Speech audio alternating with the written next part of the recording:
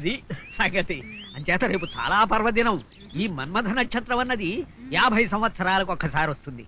అనిగాక మన్మథ నక్షత్రం సౌభాగ్యవ్రతం కలిసి ఒకే రోజు రావడం అన్నది అపూర్వ సంఘటన. నిజంగానా? మీకు తెలుసో లేదో చెప్పిపోదామని 10 వేళ వచ్చాను. సౌభాగ్యవ్రతం అంటే మీకు తెలుసు, సౌభాగ్యం కోసం సంతానం కోసం చేసుకుంటూ ఉంటారు. మరి మన్మథ నక్షత్రం గురించి మీకు చెప్పకూడదు, కానీ రేపు ఈ నక్షత్ర బలం వల్ల మనుషులందరిలోనూ వయోభేదం లేకుండా మన్మథ తాపం పుట్టుకొస్తుంది. అది వాళ్ళ తప్పు కాదు. కోర్కెలు చెలరేగి శరీరం అదుపు తప్పి స్త్రీ పురుషుల మధ్య ఆకర్షణ విపరీతంగా పెరిగిపోతుంది. ఎంతటి విముఖుడైనా సరే భార్యకి లొంగిపోయి సంతాన ప్రాప్తి కోసం తహతహతహతహలాడిపోతాడంతే. మీకు అన్నిటికీ తొందరే. పంతులు గారితో మాట్లాడుతున్నా ఉండండి. అబ్బా, పంతులు గారు ఎక్కడ పోతాడే, కాసేపు ఉంటాడు. తొందరగా రావే. అమ్మా, అది సంగతి. మన్మథ నక్షత్ర మహిమ అప్పుడే మొదలైంది. ఏమిటో నాకు కూడా మా ఆవిడ పిలుస్తున్నట్టుగా అనిపిస్తోంది. వస్తానమ్మా. మర్చిపోకుండా రేపు కోడలి చేత వ్రతం చేయించి కొడుకుని కోడల్ని గదిలోకి పంపించండి. ఏడాదికి గుమ్మడి పండు లాంటి మనవడు పుట్టకపోతే నా పేరు మార్చుకుంటాను. మీరు good morning sir. Good morning. Paper చదువుతున్నారా? అబ్బే లేదయ్యా, స్నానం చేస్తున్నాను. లేకపోతే ఏమిటా పిచ్చి ప్రశ్న? ఏమిటి అలా రొప్పుకుంటూ వస్తున్నావు? మళ్ళీ ఏదైనా చండాల పని చేసి వస్తున్నావా? అబ్బే అదే లేదు సార్. భలేవారు సార్. ఆ మధ్యన మీరు వైజాగ్ ఆఫీస్కి వెళ్ళి ఇంపార్టెంట్ డాక్యుమెంట్స్ తెమ్మన్నారు కదా సార్. అవును.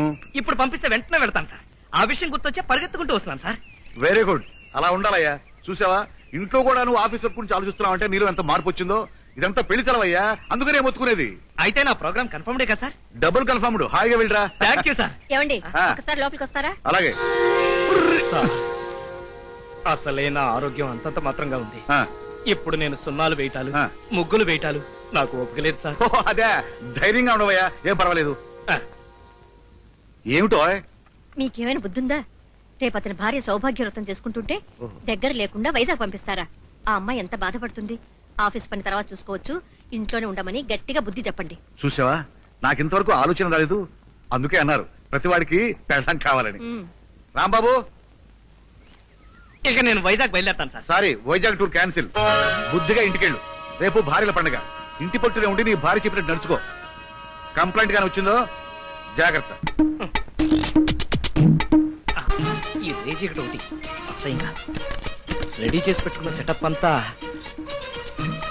ఒకటి.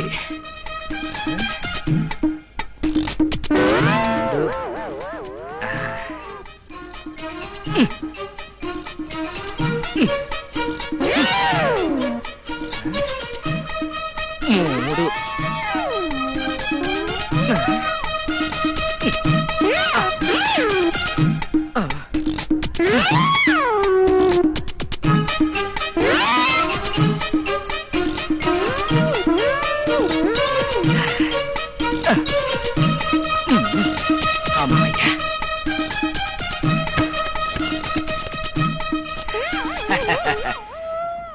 నా సామి రంగా, మన్మథ నక్షత్రమా దాని మోహమా?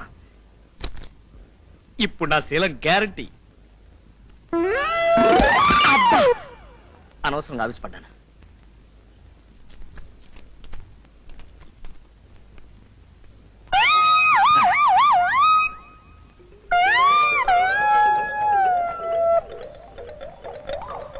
చచ్చిన శవాన్ని అనుకుంటుందా?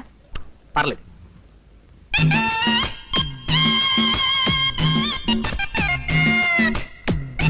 అవును, నిద్ర మాత్రం వేసుకోవడం మర్చిపోయినేంటి?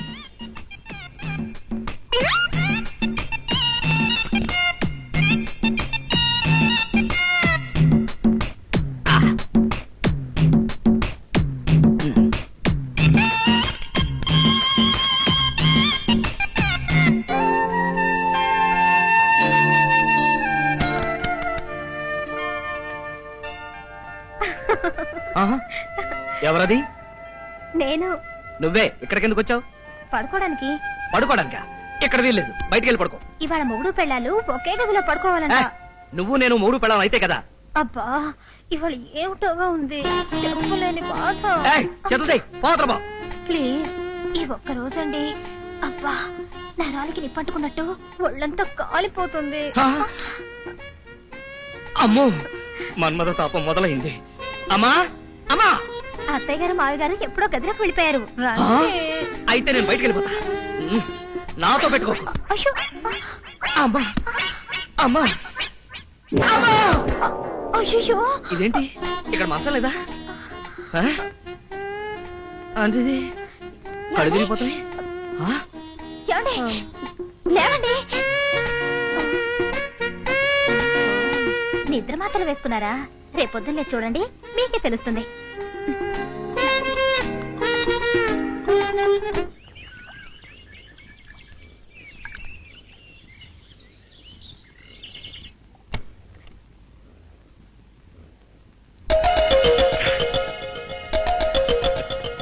సావిత్రి, సావిత్రి, ఏమిటండి?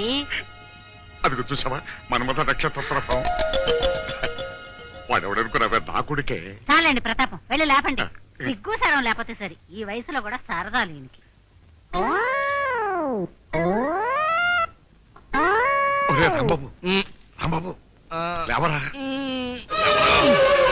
లేవరా అంటుంటే.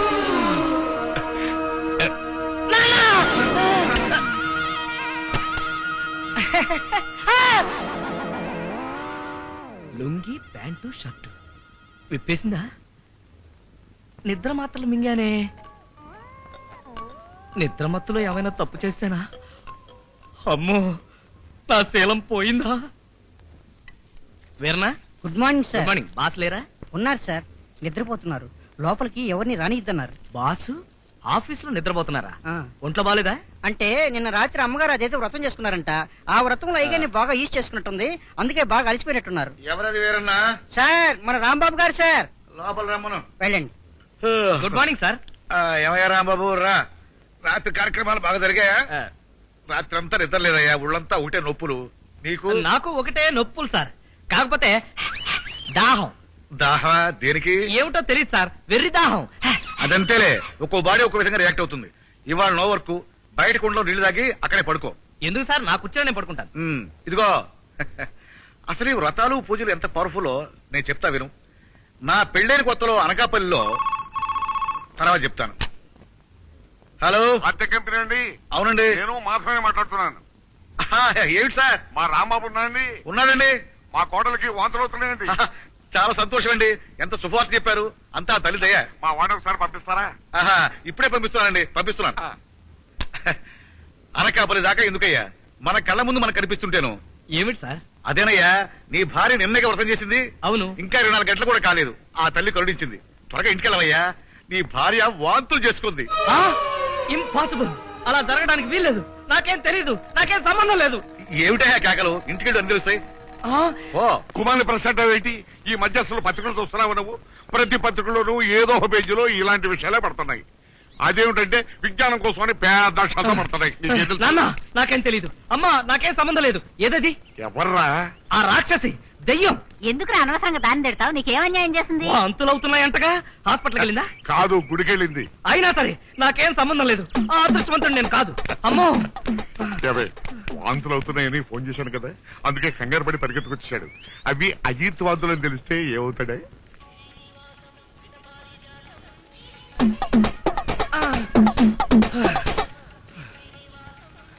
అదిగో.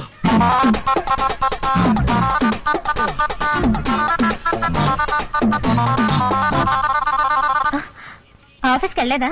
ఆ సంగతి తర్వాత. ఏంటి వాంతులు అవుతున్నాయంట? అవునండి. ఆ వాంతులా? ఏ వాంతులు? ఆ వాంతులు. ఆ వాంతులే. ఆ వాంతులే అవడానికి వీల్లేదంతే. నాకేం తెలియదు కదా. మన్మథ నక్షత్రం మహిమ, ఆ తల్లి కరుణించింది. ఎలా కరుణిస్తుంది నా ప్రమేయం లేకుండా? మీ ప్రమేయమే అక్కర్లేదు, మీ చల్లని చూపే చాలు. ఇదిగో గురునాథం గారు, ఈ సంగతి చెప్పండి. మగవాడి ప్రమేయం లేకుండా ఆడది కేవలం చల్లటి చూపులతోటే పిల్లలు కట్టుందా? రాంబాబు, ఎలా ఉండేవాడివి ఎలా అయిపోయావయ్యా? నవ్వేవాడివి, నవ్వించేవాడివి, ఆడేవాడివి, ఆడించేవాడివి. ఇంకా ముందు ముందు ఎలా అయిపోతామని భయంగా ఉందయ్యా. నా ప్రశ్నకు మాత్రం సమాధానం చెప్పండి సార్. చెప్తాను. నీకు ఈ విషయాలను ఎవరు చెప్పాడో గాని అంత నాన్ సెన్స్, ట్రాష్. ఏం పర్లేదు. నువ్వు ఆ పిల్లని వదిలించుకోలేక పడుతున్న బాధ నాకు తెలుసు. ఆల్రెడీ ఉత్తరం ప్లాన్ నాశనం చేశావు. ఇప్పుడు నీకు ఒక సరికొత్త పథకం చెప్తాను, ఆచరించు. ఏమిటి సార్? ఛీ, ఏం కావాలి సార్? ఇంత గలీజుగా పెట్టుకుంటే ఎవరు కొంటారమ్మా? అన్ని శుభ్రంగా పెట్టుకోవాలి. అక్కడ చూడు. అలాగే సార్ అని సర్దుతాను. సార్ ఇదెంత సార్? 2 రూపాయలు. ఇదెంత సార్? 1.5 రూపాయి. ఇది సార్ పావలా కావాలా? కావాలి గాని రేట్లేంటి సార్ మరీ ఇంత తక్కువగా ఉన్నాయి? ఈ కొట్టు నాదైతేగా. హాయ్ రాణి, ఎలా ఉన్నా? బాగున్నాను. ఏమైపోయావు? ఎక్కడున్నావు? నీతో చాలా చెప్పాలి. మన ఆఫీస్ ఎలా ఉంది? బాస్ నిన్ను ఇంకా ఫ్రై చేసుకు తింటున్నాడా? ఫ్రై అంటే నువ్వు ఆల్రెడీ ఒక అమ్మాయిని ప్రేమించానని, ఆ అమ్మాయికి తప్ప నీ హృదయంలో ఇంకొకరి స్థానం లేదని నిరూపించు. ఆ అమ్మాయి పెట్టే బేడ తీసుకొని పరిగెడుతుంది. ఆ తర్వాత యూ విల్ బి హ్యాపీ. ఏమిటి ఆలోచిస్తున్నా? నేను నీకు చాలా విషయాలు చెప్పాలి. సాయంత్రం 4 గంటలకు గాంధీ పార్కుకు రా. నాకు నీ సహాయం కావాలి. సహాయమా? ఏమిటది? ఇప్పుడేం అడక్కు. అడిగినా నేనేం చెప్పను. సరిగ్గా 4 గంటలకు గాంధీ పార్కుకు రా, లేకపోతే నా మీద ఒట్టే. రాంబాబు ఏమే ఏంటి అలా పోయావు? ఎవరతను? అతను నా పాత కొలీగ్, పేరు రాంబాబు. సాయంత్రం 4 గంటలకి గాంధీ పార్క్ రమ్మన్నాడు. నాతో ఏదో పనుందంట. నీతో పని ఉంది? గాంధీ పార్క్ లోనా? సాయంత్రం 4 గంటలకి. ముందు ఇంటికి పోదాం, నా గన్ను క్లీన్ చేయాలి. దా. వచ్చావా? నువ్వు దగ్గరుండి వడ్డిస్తేగా నేను తిన్నాను. ఆ సంగతి తెలిసి కూడా ఇప్పుడు వస్తున్నావు. ఎక్కడికి వెళ్ళావు? అయిన దానికి కాందానికి ఊరికే రంకలేయకండి. హిమాలయాల్లో ఉండే స్వామీజీ మన ఊరు కోర్టు పని మీద వచ్చారు. హిమాలయాల్లో ఉండేవాడికి కోర్టు పని ఏమిటే? అదంతా నాకేం తెలుసు. ఆయనకి మన అబ్బాయి గురించి చెప్పాను. ఈ విభూతిచ్చి గ్లాసు నీళ్ళల్లో కలిపి తాగిచ్చండి, మీ కోడలు కొంగు పట్టుకుని వదలదు అని చెప్పారు. అలాగే. ఇది ఇదిగో అమ్మాయి, ఒక గ్లాసు నీళ్ళు పట్ట. రాణిని 4 గంటలకు పార్కుకు రమ్మన్నాను. దీన్ని రమ్మందావా అంటే లోపు అయిపోతానేమో భయంగా ఉంది. ఎలా?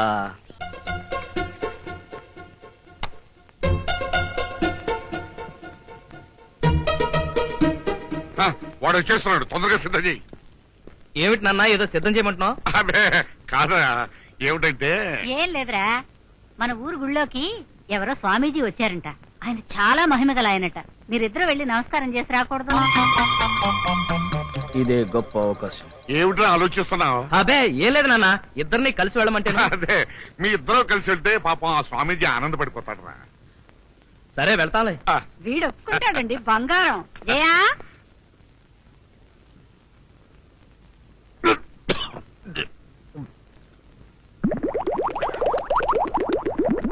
వాడు సరే అన్నాడు, గుడి దాకా వెళ్ళరండి. అది కాదత్తయ్య. వాడికి తిక్క కుదరటమే గొప్ప విషయం. నువ్వు అడ్డు చెప్పుకో.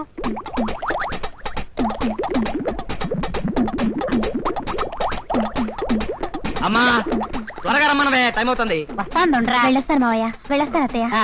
ఏమండి, స్వామీజీ మహిమ చూసారా? తొందరపడుతున్నాడు. సావిత్రి, వారిద్దరూ వెళ్ళిపోయారు. మన ఇద్దరు మనసులు విప్పుకునే ఎన్నాళ్ళైందో. కొంపదీసా పూర్తి నీళ్ళు మీరు తాగేశారా? తాగితే తప్పేంటి? ఇవాళ ఆనందంతో మనసు చాలే ఊరుకోండి, ఎవరినో చూస్తారు. నువ్వెంత అందంగా కనిపిస్తున్నావో తెలుసా? గదిలోకి వెళ్ళి మనసు విప్పుకో. చీ ఇదేంటి మీ అమ్మగారు స్వామీజీ దగ్గరకు వెళ్ళమంటే పార్కుకు తీసుకొచ్చారు? ఇక్కడ స్వామీజీ తలకిందులుగా వాకింగ్ చేస్తున్నాడు. పదా.